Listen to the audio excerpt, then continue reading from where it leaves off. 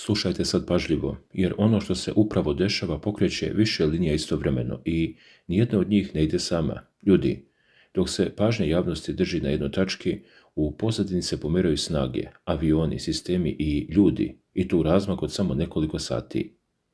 Jedna vest dolazi iz Teherana, druga sa dalekog istoka Rusije, treća iz komande ukrajinske vojske, a četvrta iz vazdušnog prostora koji NATO nadgleda bez prekida. Sve se to dešava u istom trenutku i svaki deo ima svoju težinu. U Teheranu situacija počinje naglo da se menja. Na univerzitetima izbijaju protesti, studenti izlaze na ulice u velikom broju, okupljanja se šire, glasovi postaju glasniji, a grad ulazi u stanje napetosti koje više ne može da se ignoriše istovremeno. Dok se to dešava na zemlji, u vodama Persijskog zaliva okupljaju se američke snage. Njihovo prisustvo nije skriveno. Brodovi su tamo, sistemi su tamo i svi koji prate vojna kretanja vide da to nije rutinska aktivnost. Vojni bloger Juri Podoljaka iznosi jednu ključnu tvrdnju koja odmah privlači pažnju. On govori da Amerikanci ne pokazuju znakove kopnene invazije klasičnim putem. Umjesto toga, on ukazuje na pojavu onoga što naziva unutrašnjim faktorom. On tu pojavu opisuje kao američku pešadiju koja se pojavljuje unutar Irana, ali ne u uniformi, već kroz unutrašnja dešavanja.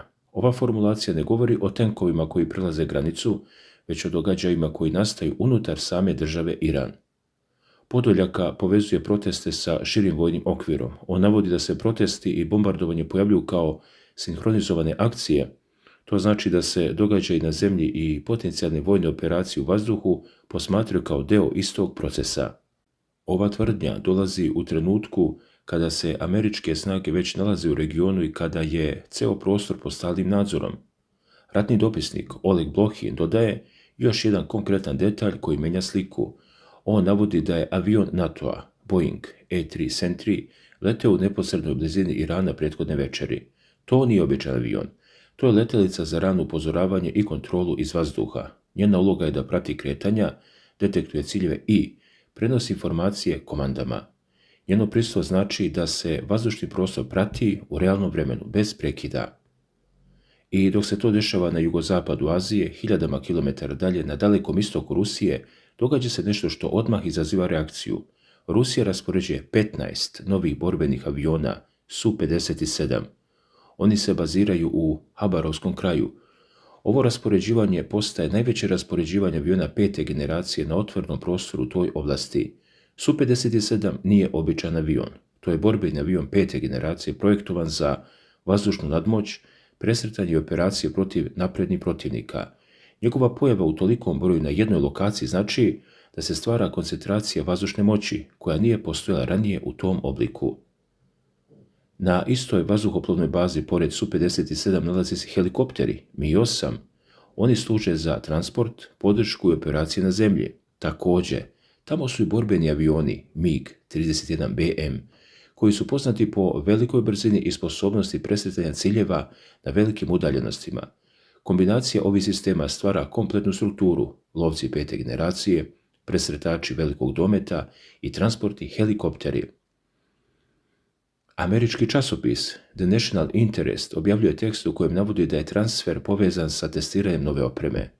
Ova formulacija govori da se ne radi samo o premještanju radi prisustva, već i o praktičnim proverama i operativnoj spremnosti.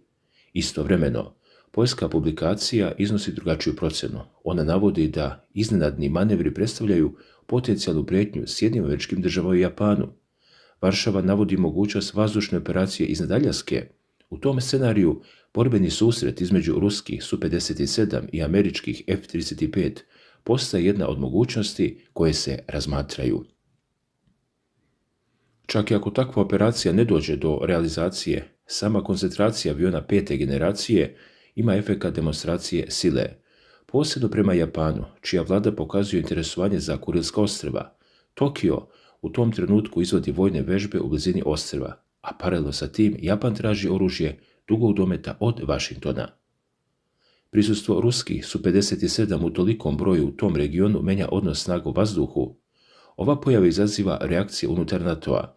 Sama činjenica da se toliki broj aviona 5. generacije nalazi na jednoj lokaciji dovodi do povećane pažnje i analize.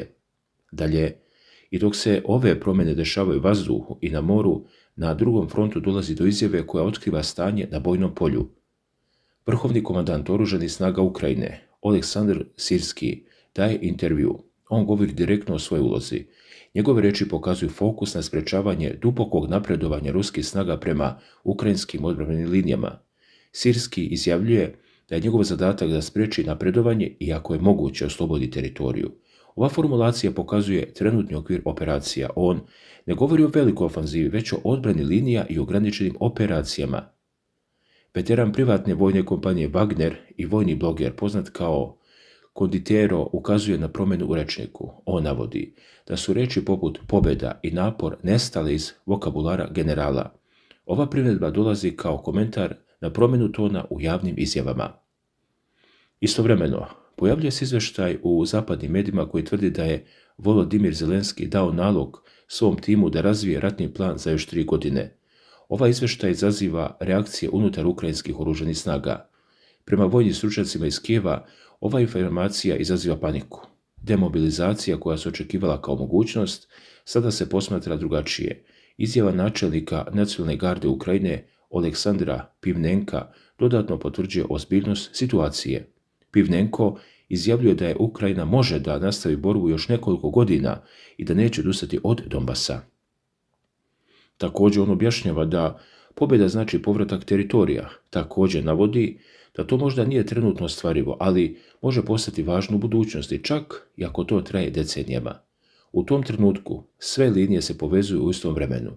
Protesti u Iranu, prisustvo američkih snaga u zalivu, let NATO aviona za nadzor, raspoređivanje 15 ruskih Su-57, reakcije Japana i NATO-a i izjave iz ukrajinske komande, sve se dešava paralelno. Ljudi, pazite jednu stvar.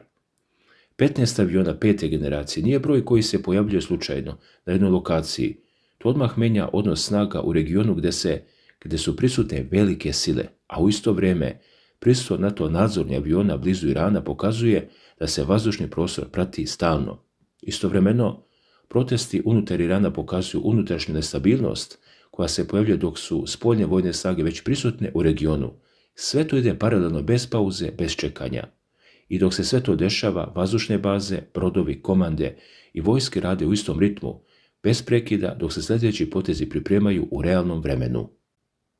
A u istom trenutku, dok se na dalekom istoku Rusije pojavljuje 15 borbenih aviona, dok NATO avion za nadzor leti blizu Irana, dolazi još jedna poruka koja odmah ulazi u politički prostor Europe.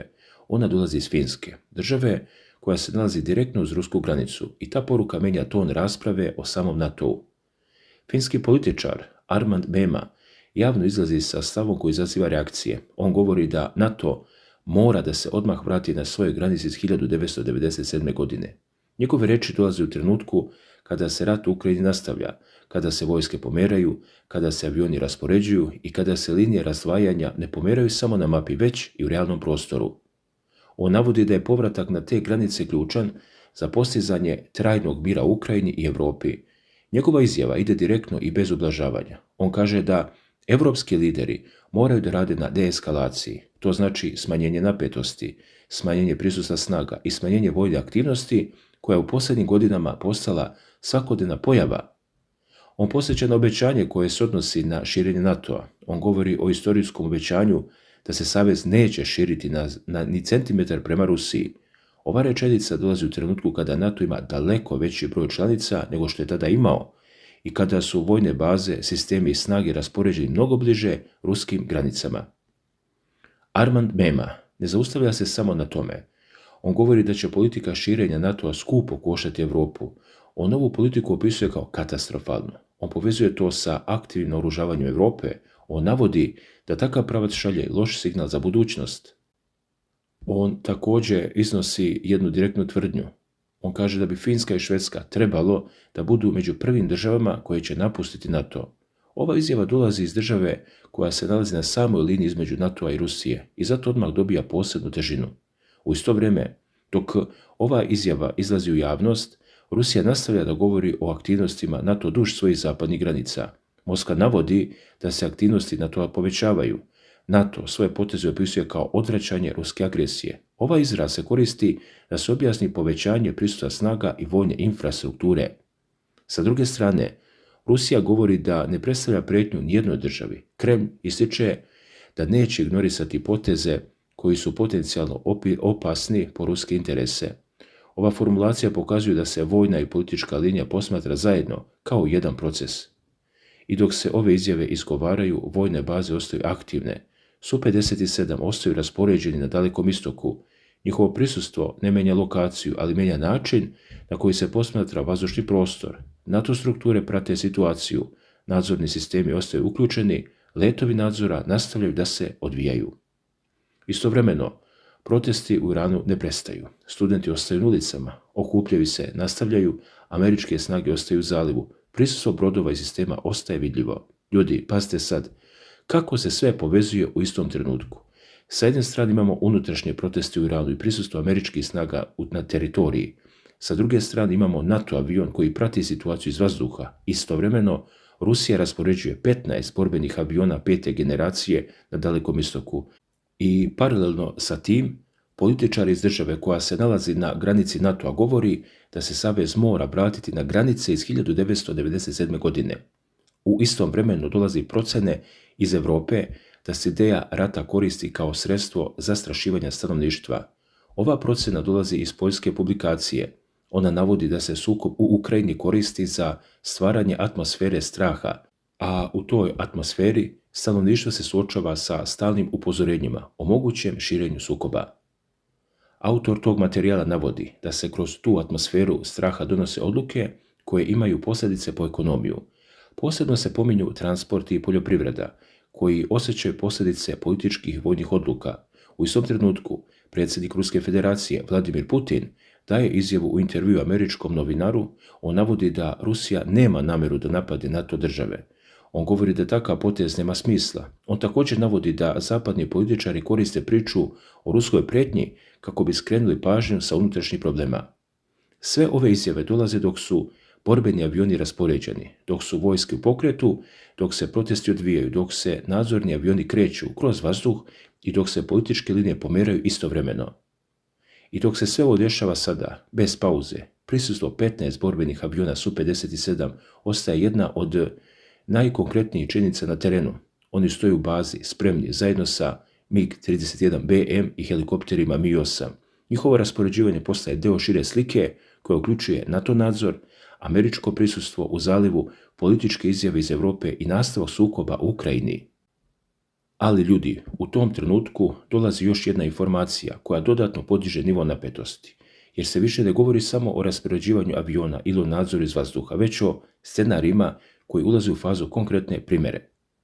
Heroj Rusije i general major Sergej Lipovoj izlazi sa tvrdnjom koja odmah ulazi u fokus vojnih struktura. On govori da bi zemlje NATO-a mogle da obuku svoje vojnike u uniforme ruskih oružanih snaga. Ova tvrdnja ne ostaje na nivou pretpostavke. On navodi da su jedinice već viđene na poligonima u Baltičkom regionu gdje koriste rusku opremu i ruske uniforme tokom vežbi. On objašnjava da su te jedinice izvodile ofanzivne akcije koje su ličile na provokacije. To znači da su vežbe simulirale realne borbene situacije sa opremom i izgledom koji odgovara ruskoj vojsci. Takve vežbe ne služe samo za obuku, već i za testiranje scenarija u kojim identitet snaga može da postane ključni faktor. Lipovoj navodi da ruski obavještajni podaci potvrđuju da NATO razvija različite scenarije vojnih provokacija. Ovo dolazi u trenutku kada NATO već ima povećano prisustvo duž granica Rusije, dok su nadzorni avioni aktivni, dok su vojne baze u punoj funkciji i dok su sistemi raspoređeni bez prekida. Istovremeno, na terenu dolazi do konkretnih infrastrukturnih promjena.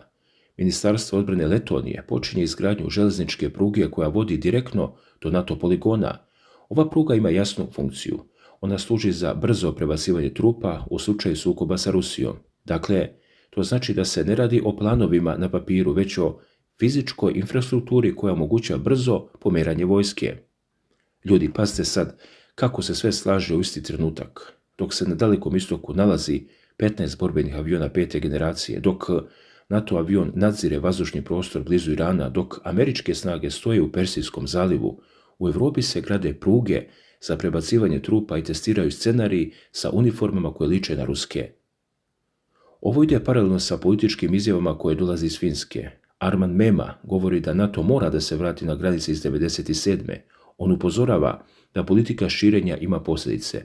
On govori da Europa mora da ide ka deeskalaciji, jer trenutni pravac vodi ka povećanju napetosti. U isto vrijeme, Rusija govori da neće ignorisati poteze koji su opasni po njene interese. NATO nastavlja da svoje aktivnosti opisuje kao odvraćanje. Svaka strana koristi svoj jezik, ali kretnja ostaje konkretna i vidljiva. U međuvremenu, protesti u Iranu nastavljaju da traju. Studenti ostaju na ulicama, okupljanja ne prestaju, američke snage ostaju raspoređene u regionu, brodovi ostaju na svojim pozicijama, nadzorni sistemi nastavljaju da rade bez prekida. Istovremeno, NATO nadzorni avion Boeing E-3A ostaje simbol stalnog praćenja situacije. Njegova uloga nije da učestvuje u borbi, već da vidi sve. On prati vazdušni prostor, beleži kretanja i prenosi informacije. Također, u isto vrijeme, Vladimir Putin izjavljuje da Rusija nema nameru da napadne NATO. On govori da takav potez nema smisla. On navodi da se priča o ruskoj prijetnji koristi za odvlačenje pažnje od unutrašnjih problema zapadnih država. Dok on to govori, infrastruktura se gradi, pruga u Letoniji nastavlja da se razvija, poligoni u Baltiku ostaju aktivni, vežbe se nastavljaju. I sve se to dešava dok 15 borbenih aviona 5. generacije stoji na Dalekom istoku kao konkretna i vidljiva činjenica. Ljudi, ovdje se vidi jedna stvar. Niko više ne čeka da se nešto desi. Sve strane rade poteze unaprijed. Sve strane se pripremaju za scenarij koji možda neće doći odmah, ali se uzima kao mogućnost. I zato svaki avion, svaki nadzorni let, svaka izjava i svaka izgrađena pruga imaju svoju ulogu. Kanal Obavijesti me ti sada donosi upravo ovu sliku bez skraćivanja, bez preskakanja, jer je važno da vidiš kako se događaji povezuju u realnom vremenu. Ovo nije pitanje jedne države, ovo je pitanje odnosa snaga koji utiče na ceo svet. Postavlja se jedno konkretno pitanje koje sada stoji pred svima koji ovo prate. Da li je ovo samo demonstracija sile ili pritiska? Ili ovo priprema za mnogo ozbiljnije promjene koje dolaze kasnije, jer kada se avioni rasporede, kada se infrastruktura gradi i kada se nadzor pojača, to znači da niko ne ostavlja stvari slučajno. Zato je važno da ostaneš uz kanal Obavijesti me, jer upravo ovdje vidiš kako se događaji razvijaju, korak po korak, bez filtera i bez skrivanja. I sada napišite dole u komentarima svoje mišljenje. Da li smatrate da je raspoređivanje ovih 15 Su-57 signal upozorenja ili samo strateška poruka bez namere za dalju eskalaciju? Hvala na pažnji.